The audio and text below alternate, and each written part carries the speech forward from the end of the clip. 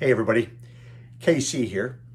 So normally this time of year, I'd either be in Portland, Oregon, or I'd be on my way to Portland, Oregon, maybe driving out, maybe flying out to spend my usual summer adjunctivity at Portland State University, where for the last 8 years I've had the opportunity to team teach a retail CPG marketing class with Tom Gilpatrick.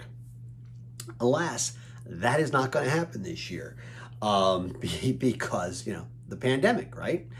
Basically, all the classes at Portland State have gone to e-learning, and which certainly does not require my being in Portland to do it. And they canceled my class anyway. So I'm in Connecticut for the summer. It's interesting.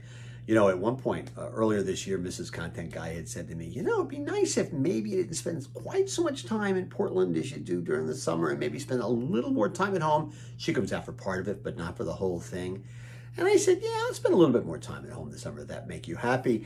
She's going to have me for the whole summer. Next year, she's going to want me to go for 3 months because she may not be happy with what she wished for. I have to be honest, I'm sort of ambivalent about the whole idea of e-learning anyway. I've seen both my wife and my daughter do a lot of teaching online for the last 3 months because of schools being closed here in Connecticut. Man, they work hard. It's really hard, and the connections to the students are just different. I also know my daughter Allison, who has been taking classes while she's been doing some teaching. And I think she would say that the classes that she has liked the least are the ones that have been e-learning, and the classes she liked the most were the ones where she gets to go to the classroom.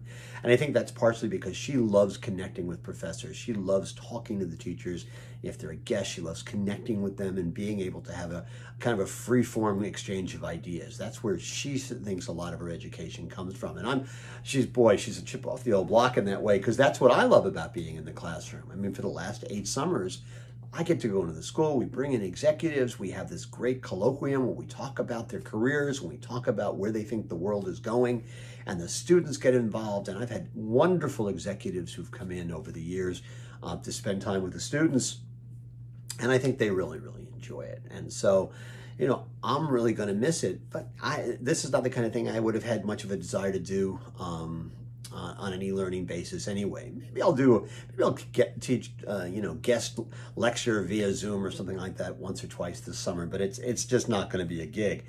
But listen, hopefully next year, right? Because I got to tell you, Portland State, Portland, Oregon, sort of my home away from home. I love it there, and I'm really going to miss not going there this summer and kind of having the Portland experience. Although, let's face it, the Portland experience this summer would have been very different than the Portland experience of past summers. It is interesting. One of the things that I love about the college campus in general, and I've always liked about Portland, is it's sort of a place that can be magical. That's the great thing about a college campus. You feel possibility, right? You look into these young faces and you feel possibility. And sometimes magic happens. And just such a thing happened not that long ago. Because as they were getting ready for what was going to be the 2020 virtual graduation from Portland State, a young woman named Madison Helberg was on the campus, and she was going to record an a cappella version of the national anthem that could be played at the virtual graduation.